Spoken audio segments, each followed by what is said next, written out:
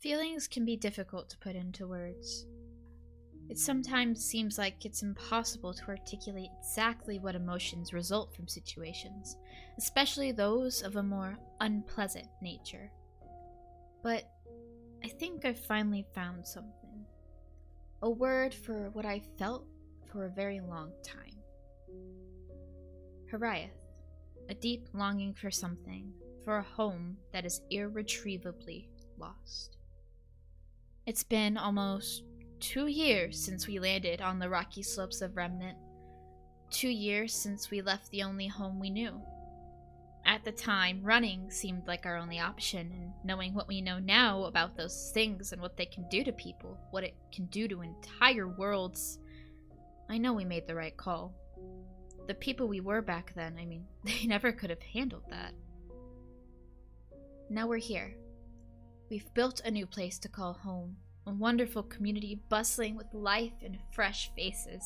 We've discovered so much, and yet a darkness still looms over us all. That pit in the bottom of all our stomachs, the nauseating reality of our situations which we can try to ignore but will never go away. The sickness.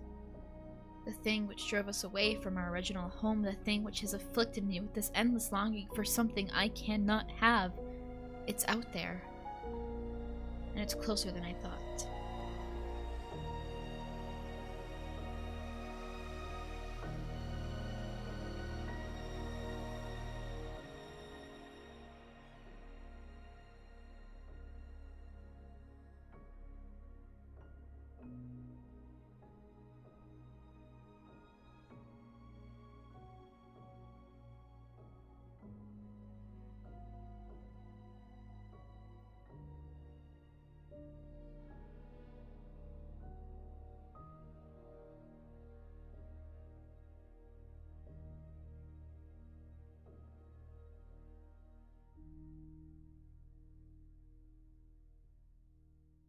When we first arrived to Remnant, everything seemed normal. Aside from a slightly hostile minotaur and an unsettling graveyard, we could carry on our lives here just as we always have. The only major difference we discovered was the inability to go anywhere else. Though the portal we arrived through remained on that mountain slope, any attempt to go back proved futile. A few months into our stay, we discovered a massive portal underground in a bunker overrun by strange plants. It too was dormant, for a while at least. We would later discover that the portal had come to life. A shifting, screaming purple haze now filled the obsidian frame. When we had moved to go through, it shattered like glass. We were able to relight it with the use of fire, but we still couldn't get through. Something still wasn't right, and I'm still not sure what changed, but a routine check of the room revealed the portal was now passable. We were shocked when we stepped through for the first time and a grotesque hellscape opened up before us. The Minotaur had insisted the Nether used to be a beautiful place, but their descriptions did little to convince us. Our exploration revealed many structures that appeared to have been abandoned by the denizens of the Nether, now twisted by the sickness which stole the life from the rest of the world.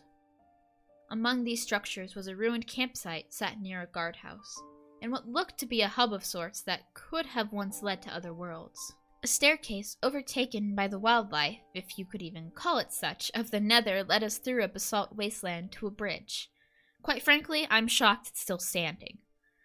On the other side, a massive fortress awaited us. I'm sure we would have gotten lost if it weren't for the signs with text no one could translate, pointing us from the entrance straight to some kind of hideout. We found papers that were partially legible and told stories of experiments run by the former residents of the fortress, which I'm sure are now the withered creatures that roam it. We took some time to get acquainted, or rather reacquainted, with the treacherous terrain the Nether had to offer before my wife and I had an idea. If the gazebo was truly once a place where multiple world portals converged, then perhaps we could use it to contact others, to find survivors or adversaries of the sickness, and figure out how to stop it once and for all. It worked. Our message was able to reach a handful of new individuals, each with their own story of the sickness, each with a new piece of this impossible puzzle to help us progress. None of them seemed to be particularly hostile. That is, until one late arrival and I got off on the wrong foot.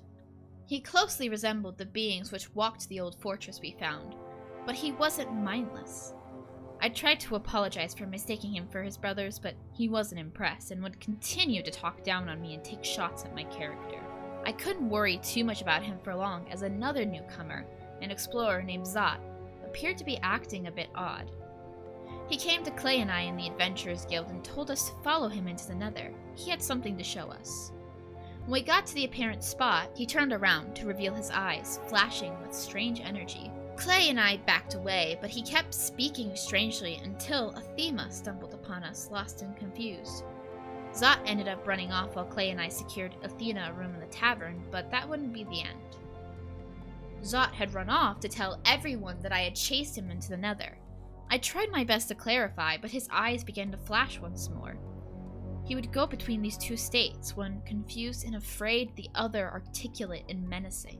Eventually, we would end up in his tower, where we learned this madness was due to him missing a pair of very special glasses. Cool, the wither skeleton, arrives on the scene to try and help Zot calm down. They were apparently close. Zot led us all up to the pinnacle of his tower, where another portal covered with greenery rested in a large pool. Cool refused to come up, saying he wasn't able. Zot explained that this greenery fended off the sickness, but ran off quickly after. He managed to piss off the Minotaur, getting himself killed. This, in turn, pissed off Cool, who hunted the Minotaur for revenge. Once he was satisfied, he came to me and took me to his base, far across the sea. Nestled in the mountains, Cool appeared to be gearing up for war. We exchanged some tense words, but I left feeling confident that we were on better terms. The weeks that followed were quiet, but that quiet wouldn't last. I had gotten notified that something happened to Jenna.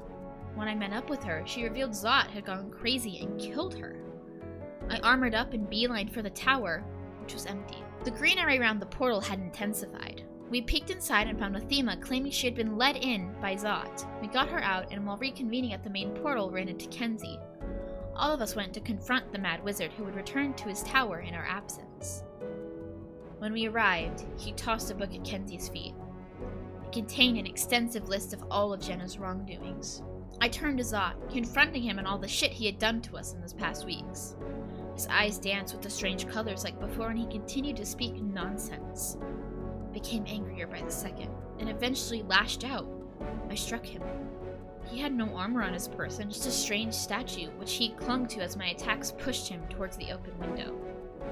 His cackling laughter rang out as a bright flash blinded me, and my sword made contact with Jenna. She had rushed into the fray to try and help.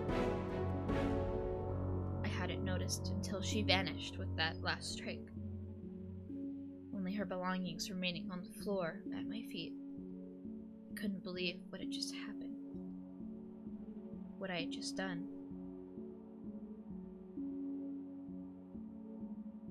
I ran to her house, expecting her to be there like always, but she wasn't. Kenzie and Athema helped in the search, but every place I thought to look was empty.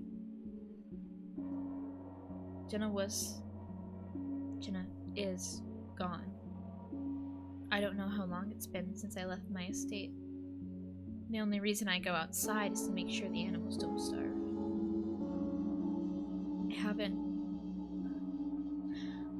I haven't even seen Bunnohh, my wife. A beautiful, kind, loving wife. How am I supposed to come clean? How do I tell her that I am the reason our daughter is dead?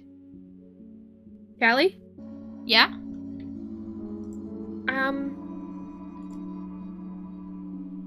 What are you doing? Bunnohh. Oh, but I'm just writing. Oh, about what? I have a lot of things on my mind. Oh, I've been in the library for a while. You could have come and talked to me if you wanted. I didn't want to bother you. Bother me with what? The fact that you killed our child? What? Yeah, I was doing finally winding down for the day, and, I was in my house, and I was about to come pay you a visit, actually, and I got a visitor, and Zot was at my door.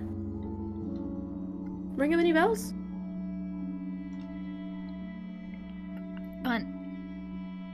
I can explain. You can explain. You can explain the fact that I had to heard that you, my wife, killed our daughter, your daughter, my daughter. Jenna is dead. You killed her, and I had to find out from somebody other than my wife, who was present. She got in the way, Bun. It was an accident. I don't give a shit if it know. was an accident. This wouldn't have been a full-ass argument. I would have been upset, yes, but we would have gotten through it together, and now you've chosen the path to get through it alone. Instead of being getting hurt me, too.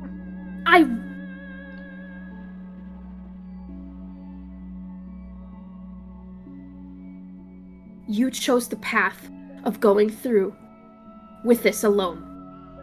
Do you know what that means for you? But what?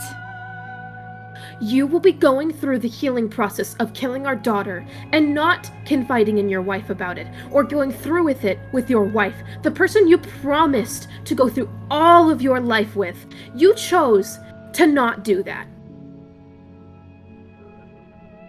No. All I do is defend your name and keep you safe from everybody else who wants to hurt you. Because I tell them, she will not hurt you. Because I tell her not to. Because I love her and I trust her to not hurt anybody in this village. Anybody who is wound up on the same world that we have somehow found ourselves in. That you are not just a killer. You are not somebody who goes after people. You are somebody who protects people because I trust you. And now that trust is broken because you went off and you did what you did. I don't give a shit if she jumped in the way. I don't give a shit if she got in front of you. It was an accident, and I understand accidents, but we could have healed and processed this together, and yet you chose not to tell me. I had to find out from somebody else. So until you can find the person that I married, we will be going our separate ways. I am not leaving you. I am simply healing. Do some soul searching and then come find me. I'll be in my library.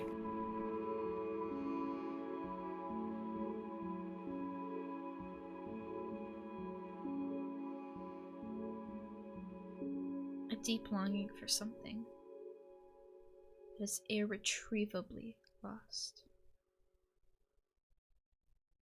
I understand that longing more than ever.